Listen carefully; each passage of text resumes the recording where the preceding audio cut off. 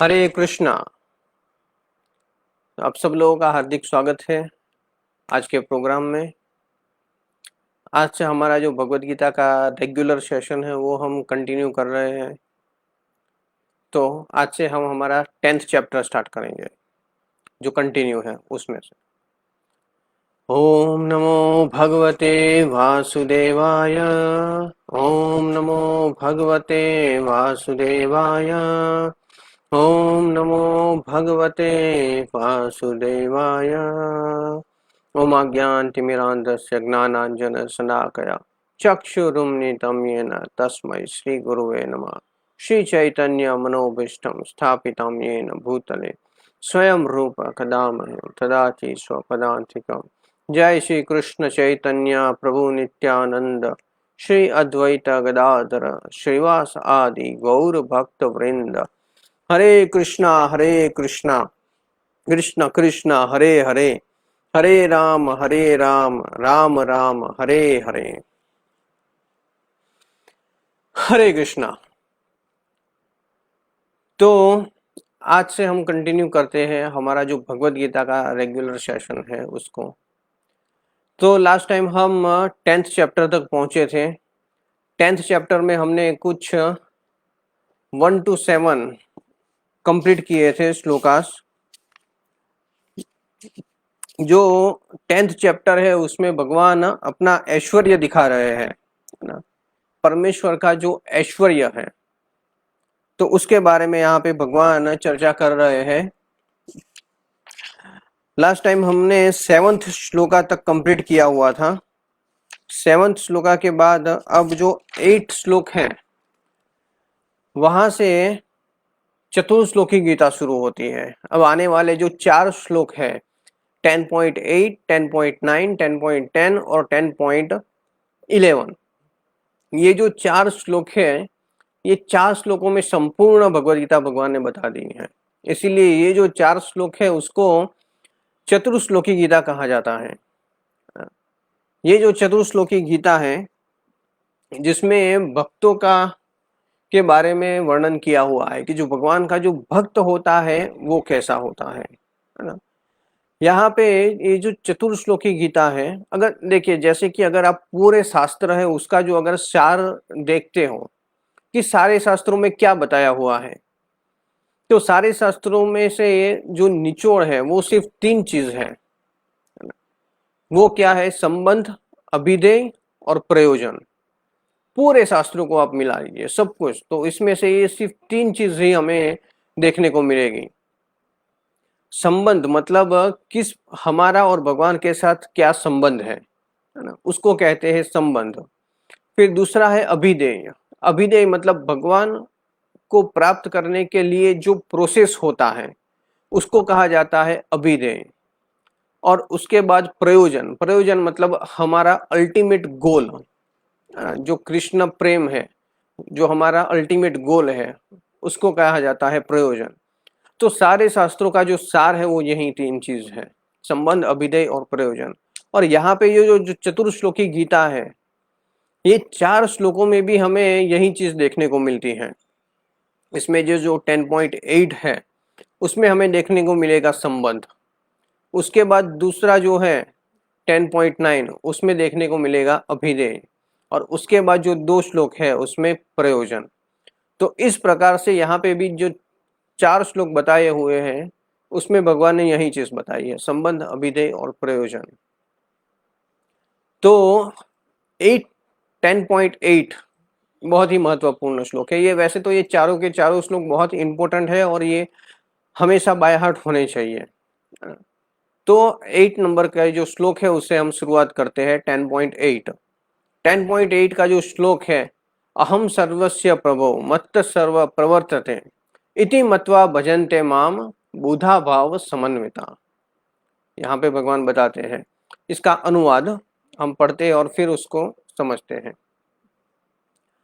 अनुवाद में बताया हुआ है, भगवान कहते हैं यहाँ पे, मैं समस्त आध्यात्मिक तथा भौतिक जगत का कारण हूँ। प्रत्येक वस्तु मुझी से उदित है और बुद्धिमान यह भली भांति जानते हैं वे मेरी प्रेम भक्ति में लगते हैं तथा हृदय से पूरी तरह मेरी पूजा में तत्पर होते हैं। तो ये श्लोक वैसे हमने कई बार सुना हुआ भी है, इसको कई बार कोट किया जाता है शास्त्रों लेक्चर में। तो यहाँ पे भगवान बताते हैं अहम सर्वस्य प्रभु, मतलब जो आध्यात्मिक जगत है या फिर भौतिक जगत है, वो सबका जो कारण है, मूल कारण भगवान कहते हैं वो मैं हूं। ये सब कुछ मुझसे ही प्रकट होता है।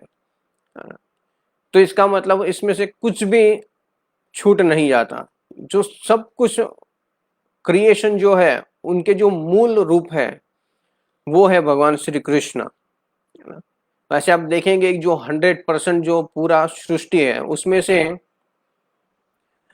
जो आध्यात्मिक जगत है वो है 75% और सिर्फ 25% है वो है भौतिक जगत। और ये जो भौतिक जगत है उसमें भी हमने कई बार देखा हुआ है कि जैसे जो महाविष्णु है उसके हर एक रोम रोम में से एक एक एक एक ब्रह्मांड निकलता है ना। और हर एक एक ब्रह्मांड के अंदर ऐसे अनंत कोटि ब्रह्मांड हो गए, और ये अनंत कोटि ब्रह्मांड के हर एक ब्रह्मांड में उसको मेंटेन करने के लिए एक गर्भोदकशाही विष्णु होते हैं। और जो गर्भोदकशाही विष्णु है उसकी नाभि कमल में से, नाभि में से एक कमल निकलता है जिसके ऊपर ब्रह्मा जी का जन्म होता है। और वो जो कमल की जो डाली होती है उसके ऊपर 14 भुवन होते हैं, है ना। और उसके अंदर जितने भी जीव होते हैं वो सब जीव के हृदय में परमात्मा के रूप में प्रकट होते हैं क्षीरोदकशाही विष्णु।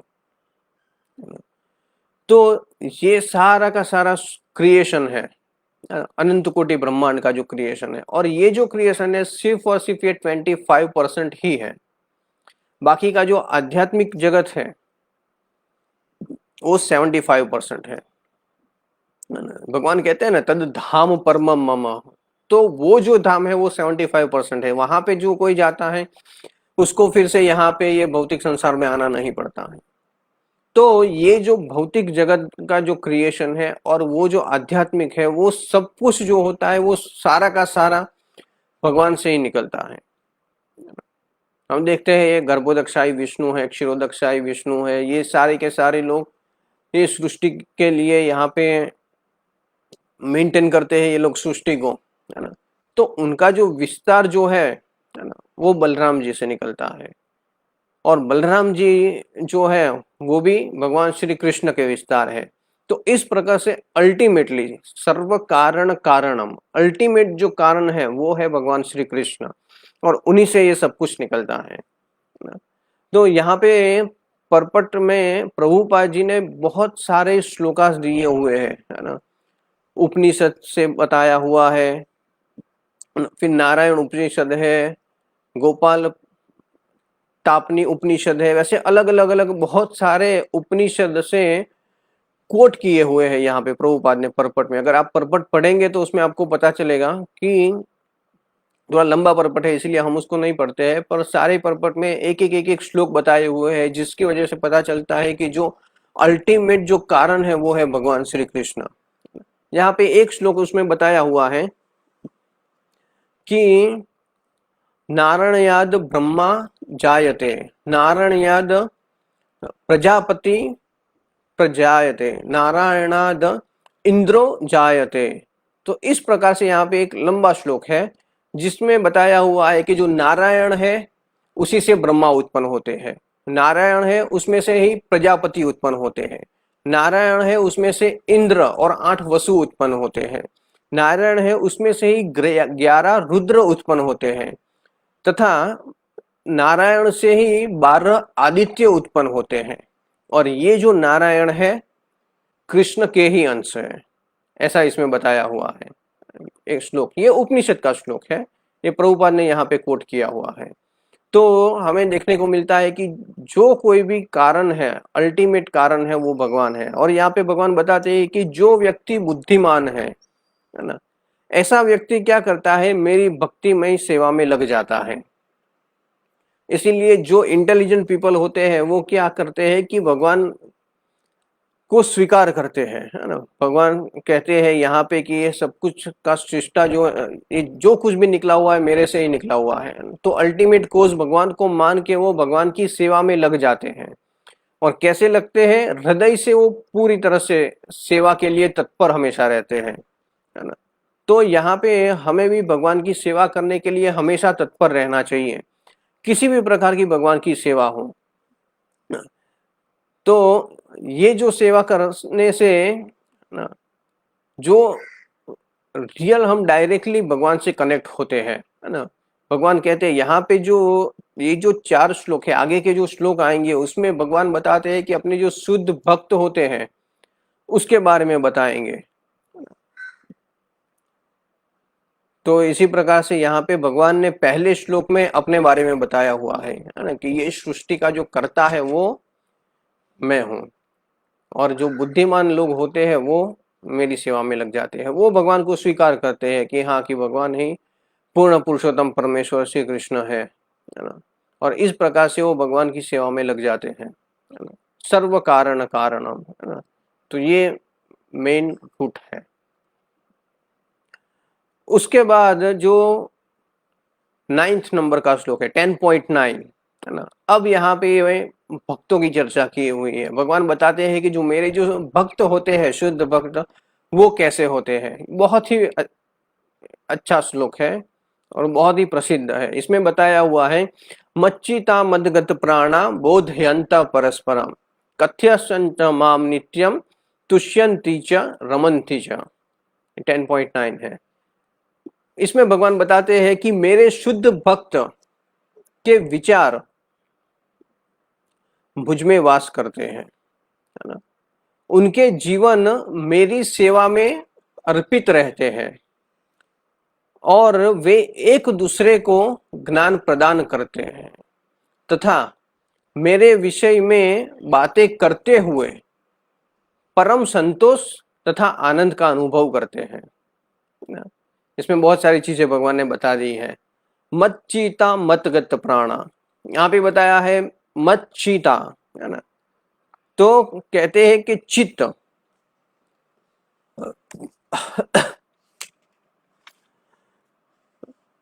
इसमें भगवान बताते हैं मत चित्त, है ना, कि उनमें मेरे भक्त के विचार में जो विचार होता है वो मेरे में हमेशा मग्न रहते हैं, है ना। उसमें मैं निवास करता हूँ। मत चित, चित मतलब जैसे हमारा अगर ये पूरा हम बॉडी है तो ये हमारा स्थूल शरीर है ना, जो पृथ्वी जल अग्नि वायु और आकाश से बना हुआ है, ये हमारा स्थूल शरीर है। और साथ साथ में हमारा एक सूक्ष्म शरीर भी है। तो वो जो सूक्ष्म शरीर है वो किससे बना हुआ है? मन, बुद्धि, अहंकार और चित्त, ये 4 चीज से बना हुआ। वैसे मन, बुद्धि और अहंकार से बना हुआ होता है, पर बुद्धि जो होती है उसमें पूरा इंफॉर्मेशन होता है ना। जैसे फॉर एग्जांपल आप समझ लीजिए कि हमारे कंप्यूटर में हार्ड डिस्क है। हार्ड डिस्क में हम फोल्डर में बहुत सारी फाइल्स स्टोर करते हैं। तो उसमें से कुछ फाइल ऐसी होती है जिसमें वर्ड फाइल होता है, टेक्स्ट फाइल होता है, जिसमें हम कंटेंट स्टोर करते हैं, है ना, और वो सेव होता है। कुछ फाइल ऐसी होती है जिसमें इमेजेस सेव होती हैं, है ना। तो इस प्रकार से जो मन, बुद्धि, अहंकार, तो बुद्धि जो होती है उसमें पूरा जो है नॉलेज होता है ना। सॉरी, जो मन जो होता है उसमें सारा ये इंफॉर्मेशन भरा हुआ होता है ना। बुद्धि से हम डिसीजन लेते हैं और जो चित्त होता है उसके अंदर ये पिक्चर स्टोर होते हैं। तो यहाँ पे भगवान बताते हैं कि मत चित्त, उसके चित्त में हमेशा मैं निवास करता हूँ। प्रभुपाद यहाँ पे बताते हैं कि भगवान के चरण कमल हमेशा भक्तों के चित्त में रहते हैं। हमेशा भगवान भक्त का चित्त होता है, उसके अंदर आप देखेंगे कि क्या है तो आपको भगवान के चरण कमल लिखेंगे उसमें। तो वो हमेशा मेरा चित्त, उसका चित्त मेरे में लगा हुआ होता है ना। तो जैसे कि अब देखेंगे कि जब भी किसी का शरीर छूटता है ना, तो शरीर जब छूटता है तो उसमें से जो सटल बॉडी होता है ना, उसको पूरा निकाल लिया जाता है। मंद, बुद्धि, अहंकार, उसको निकाल लिया जाता है ना। तो उस समय पे अगर हम देखेंगे, है ना, कि अगर अगर हाँ, यमदूत देखेंगे कि हाँ इसके हृदय में तो कौन है, इसके हृदय में तो भगवान श्री कृष्ण स्वयं है, तो फिर वो आपको हाथ भी नहीं लगाएंगे और वहां से चले जाएंगे, है ना। तो इसीलिए चित्त लगाना भगवान में बहुत ही आवश्यक है। हमने देखा है अजामिल की कथा श्रीमद् भागवतम में आता है कि जिसमें जो अजामिल था पूरा जीवन उसने बहुत ही बुरा कार्य किया था, वेश्या में लग गया था, पर अंत समय में उसने नारायण का नाम उच्चारण कर लिया था। हालांकि उसने नारायण अपने पुत्र को पुकारा था, भगवान को पुकारने का इंटेंस नहीं था, पर पुकारा था उसने नारायण का नाम, है ना। तो इसीलिए जब अंत समय में उसने नारायण को पुकारा तो तुरंत ही वहां पे विष्णुदूत आ गए और उसको बचा लिया, है ना। तो इतना भगवान में हमेशा चिंतन रहना, है ना। हालांकि अजामिल था, वो पूरा दिन, है ना, कहाँ गया नारायण, कहाँ है नारायण, ये लेके आओ नारायण, वो लेके आओ, है ना। तो इसी तरह से पूरा दिन नारायण नारायण नारायण नारायण करता रहता था। हालांकि वो अपने बेटे को पुकारता था, फिर भी ये जो नाम है वो तो भगवान का नाम है ना। तो इसीलिए हमेशा उसके चित्त में नारायण नारायण नारायण रहने लगा। तो इसी की वजह से अंत समय में उसके मुंह के ऊपर ये नारायण नाम आ गया और विष्णुदूत ने उसकी रक्षा कर ली, है ना। तो इस तरह से मच्चिता, है ना, मदगत प्राणा, मदगत प्राणा मतलब बताया हुआ है कि मदगत प्राणा, है ना, जो मुझे अपना जीवन समर्पित कर देते हैं, अपना जीवन ऐसे समर्पित कर देते हैं कि वो मेरे बगैर रह नहीं पाते। मधुला आवे છે बराबर? ओके। तो कहा है कि मेरे बगैर वो जीना पसंद नहीं करते, ऐसे होते हैं मदगत प्राणा, वो अपना जीवन मुझे समर्पित कर देते हैं। हम शास्त्रों में भी देखते हैं, कई जगह पे ऐसे उदाहरण हमें देखने को मिलते हैं कि अगर सुना कि भगवान चले गए तो उन्होंने जीना पसंद नहीं किया। जब अर्जुन गया था द्वारका, है ना, भगवान से मिलने के लिए अंत समय में, तो वहां पे भगवान ने अपनी लीला समाप्त कर ली थी और भगवान वहां से अपने धाम चले गए थे। तो अर्जुन जब वापिस आया हस्तिनापुर, तो उस समय पे बहुत दुखी था अर्जुन, रोते रोते आया वहां पे। और जैसे ही वहां से आया तो सीधा वो वहां पे राज्यसभा में गया। जनरली ऐसा होता था कि जब भी अर्जुन आता तो सबसे पहले वो अपने माता को मिलने के लिए जाता था, माता के पैर चरण स्पर्श करने के लिए जाता था और फिर वहां से आगे कार्य करने के लिए जाता था। तो कुंती महारानी ने देखा कि अर्जुन सबसे पहले तो हमेशा मुझे मिलने के लिए आता था, पर आज यहाँ पे नहीं आया, सीधा वहां पे दरबार में चला गया। तो किसी ने बताया कि अर्जुन बहुत ही रो रहे थे, बहुत ही दुविधा में थे। क्यों दुविधा में थे? और किसी ने बताया कि भगवान श्री कृष्ण, है ना, यदुवंशी और भगवान श्री कृष्ण अब ये धराधाम से अपनी लीला समाप्त की है और यहाँ और वो अपने धाम वापिस चले गए हैं। जैसे ही कुंती महारानी ने सुना कि वे वापिस चले गए हैं, तब तक तो उन्होंने शरीर त्याग कर दिया। उन्होंने पसंद नहीं किया कि अगर भगवान नहीं रहे तो फिर हमें भी नहीं रहना है।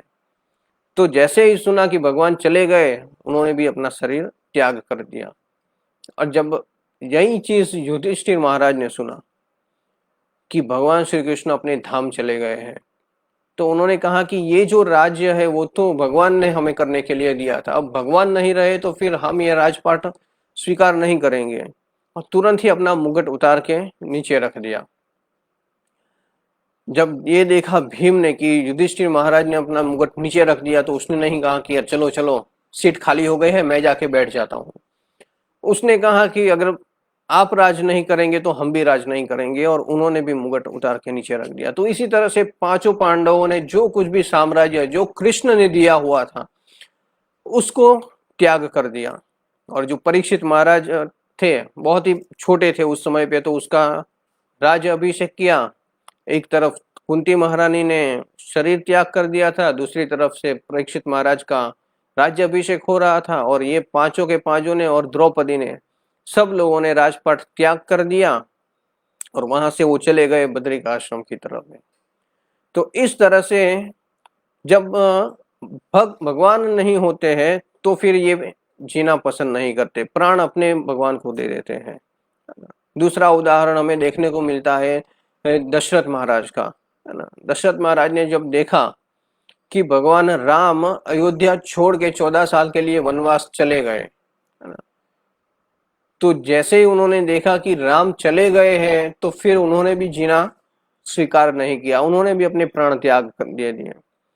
तो मदगत प्राणा ऐसे होते हैं भगवान के जो शुद्ध भक्त। यहाँ पे शुद्ध भक्त की व्याख्या की गई है कि भगवान के शुद्ध भक्त होते हैं वो कैसे होते हैं।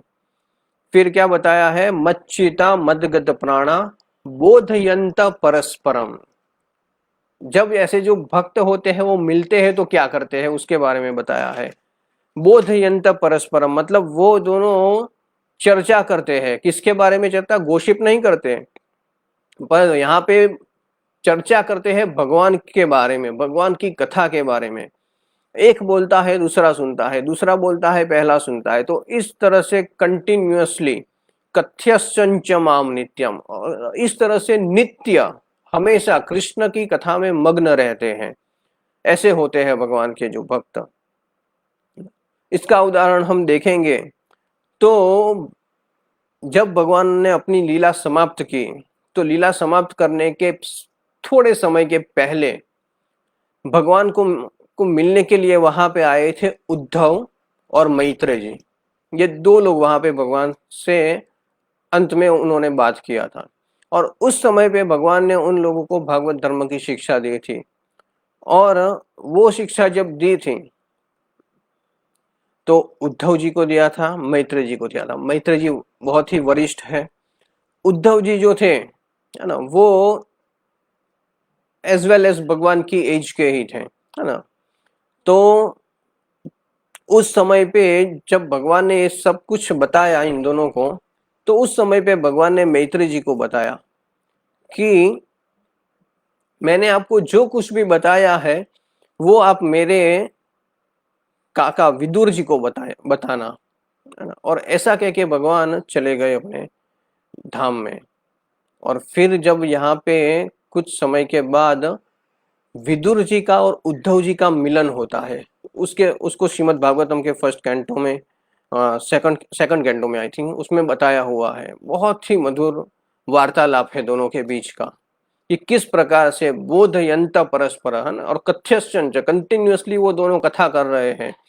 और जब उद्धव जी से सुना विदुर जी ने कि भगवान अब इस धराधाम पे नहीं रहे, तो उनकी आंखों में से अश्रुधारा बहने लगी। वो सोच रहे थे कि अब भगवान के दर्शन कैसे होंगे, है ना। जैसे कि जो विदुर जी है वो तो स्वयं धर्मराज है ना, जो यमराज जी स्वयं यहाँ पे आए हैं। वैसे तो पूरा उसका अलग से एक कथा है कि किस प्रकार से विदुर जी यहाँ पे आए थे, पर मेन रीजन तो यही था कि भगवान की लीला में भाग लेने के लिए विदुर जी यहाँ पे आए थे, है ना। 100 साल का उनको ऐसा इस तरह से श्राप मिला हुआ था, और 100 साल के लिए वो यहाँ पे आए थे पृथ्वी, है ना, दासी पुत्र बन के। पर यहाँ पे जब आप देखेंगे कि 100 साल से भी ज्यादा हो गया, विदुर जी ने अपना, जो यमराज जी ने अपना लिव भी एक्सटेंड कर लिया, और वो 100 साल से भी ज्यादा यहाँ पे रहते हैं। क्योंकि भगवान ने लीला 125 साल की और विदुर जी तो उसके पहले आए थे। तो जितना भगवान ने लीला किया है सब लीला का आस्वादन करने के लिए यहाँ पे आए थे विदुर जी। तो विदुर जी के आंखों में से अश्रुधारा बह रही है। तो उद्धव जी बताते हैं विदुर जी को कि विदुर जी, भगवान आपसे बहुत प्रेम करते हैं। कैसे? क्योंकि अंत समय में भगवान ने जाते जाते पहले मैत्रेय जी को बताया कि मैंने आपको जो कुछ भी है भागवत धर्म में बताया है वो आप मेरे काका विदुर जी को बताना। तो इसीलिए वो बताते हैं विदुर जी को कि भगवान आपसे बहुत प्रेम करते हैं, है ना। तो ऐसे शुद्ध भक्त होते हैं, है ना, जो हमेशा भगवान के बारे में ही हमेशा चिंतन में लगे होते हैं और भगवान की कथा करते रहते हैं। यहाँ पे हमें देखने को मिलता है कि उद्धव जी मिले थे, वही चीज सारी की सारी उद्धव जी ने भी सुनी है जो मैत्रेय जी ने सुना था। फिर भी यहाँ पे उद्धव जी नहीं बता रहे हैं। क्यों नहीं बता रहे हैं? क्योंकि ये एक मर्यादा है। उद्धव जी उम्र में छोटे हैं और विदुर जी बड़े हैं, तो इसीलिए उन्होंने सिर्फ निर्देश किया कि आप यहाँ से बद्रिका आश्रम की तरफ पे चले जाए, जहां पे आपको मिलेंगे मैत्रेय जी।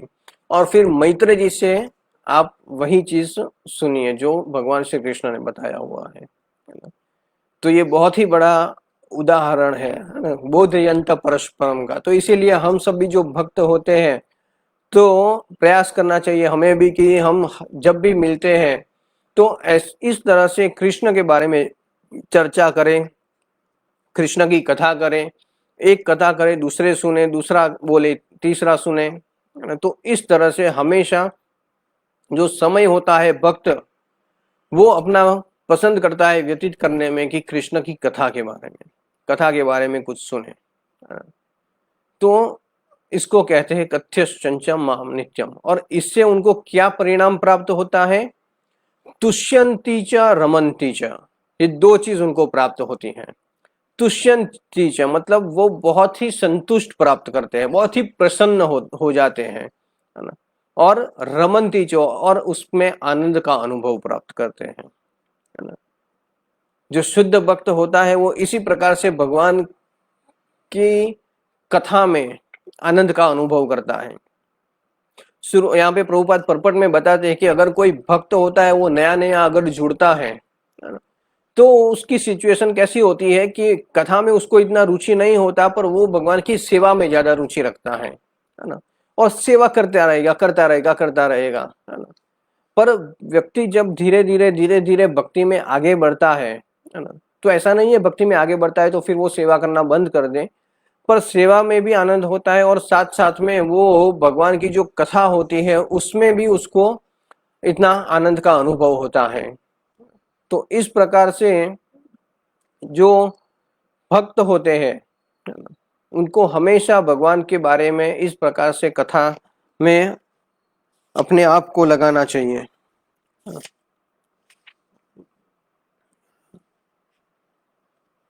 उसके बाद आगे भगवान बताते हैं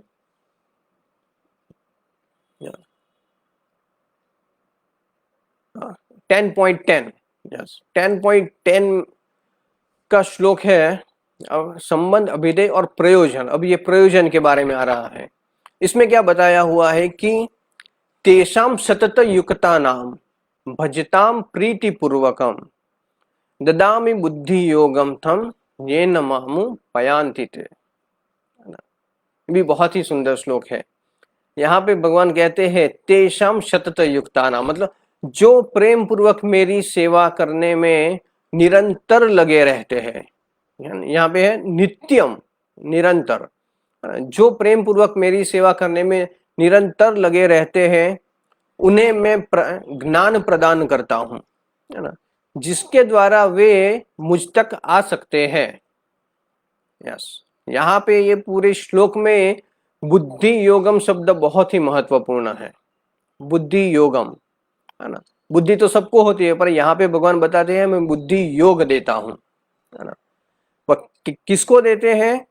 तेषाम सतत युक्ता नाम भजताम प्रीति पूर्वकम, जो सतत कंटिन्यूअसली वो मेरी सेवा में लगे रहते हैं, है ना, और भजताम, और मुझे अच्छी तरह से मेरा भजन करते हैं, मेरी भक्ति में लगे होते हैं, है ना, और वो भी प्रीति पूर्वक, है ना, प्रेम भाव से लगे रहते हैं।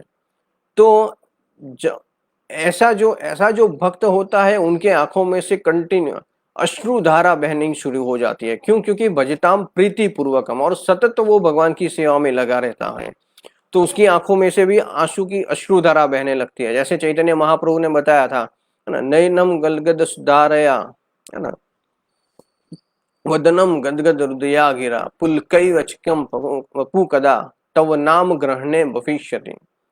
ये चैतन्य महाप्रभु ने बताया है। शिष्टाष्टकम में ये 6th श्लोक है, जिसमें भगवान बताते हैं कि ऐसा दिन कब आएगा, है ना, कि आपका नाम का उच्चारण करते हुए मेरी आंखों में से अश्रु धारा बहनी शुरू हो जाएगी।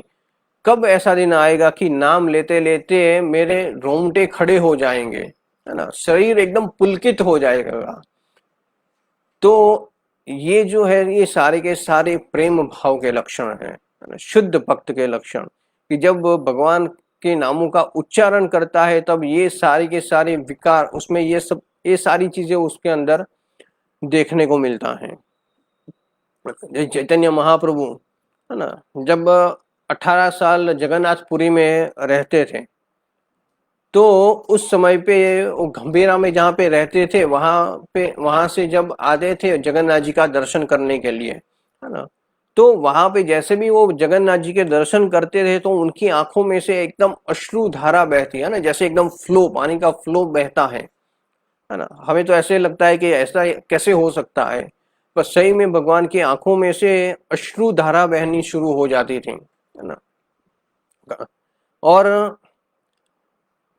जगन्नाथ जी का दर्शन करते करते आनंद का अनुभव करते थे, है ना, और साथ में अश्रु धारा बहते थे।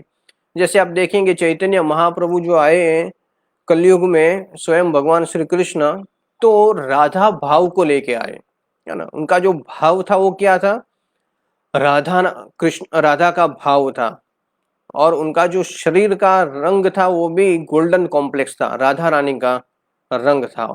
इसीलिए भगवान आए तब उन्होंने रंग और भाव ये दोनों राधा रानी का लिया।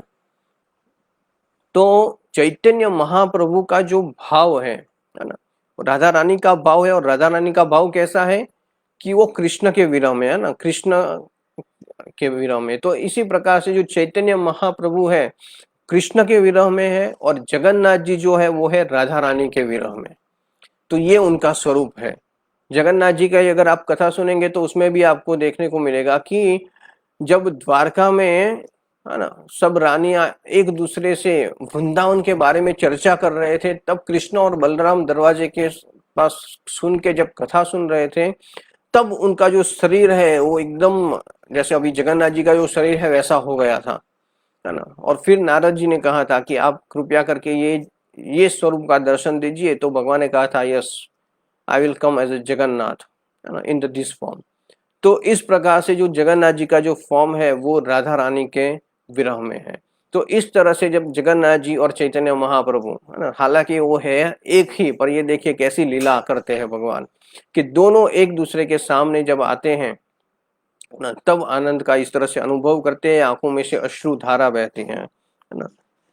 तो यहाँ पे भगवान बताते हैं कि जो इस तरह से भजताम प्रीति पूर्वकम, ऐसे जो भजन करता है उसके लिए क्या बताया हुआ है यहाँ पे, ददामी बुद्धि योगम तम, ऐसा जो होता है ऐसा व्यक्ति, उसको मैं बुद्धि प्रदान करता हूँ, बुद्धि योग देता हूँ ऐसा, ऐसे भक्त को। अब बुद्धि योग, आप देखेंगे कि बुद्धि तो सबके पास होती है ना, कैसे पैसा कमाना, कैसे घर चलाना, है ना, कैसे इंद्रिय तृप्ति करना है, बुद्धि तो सब लोगों में होती है, पर यहाँ पे भगवान बताते हैं उसको मैं बुद्धि योग देता हूं। तो इसका मतलब क्या है कि बुद्धि योग, कि ऐसी बुद्धि जिसकी जिसकी वजह से वो समझ सके कि मैं किस प्रकार से भगवान को प्राप्त कर सकूं, क्योंकि यहाँ पे भगवान बता रहे जिसके द्वारा वे मुझ तक आ सकें, है ना, तो वो भगवान को प्राप्त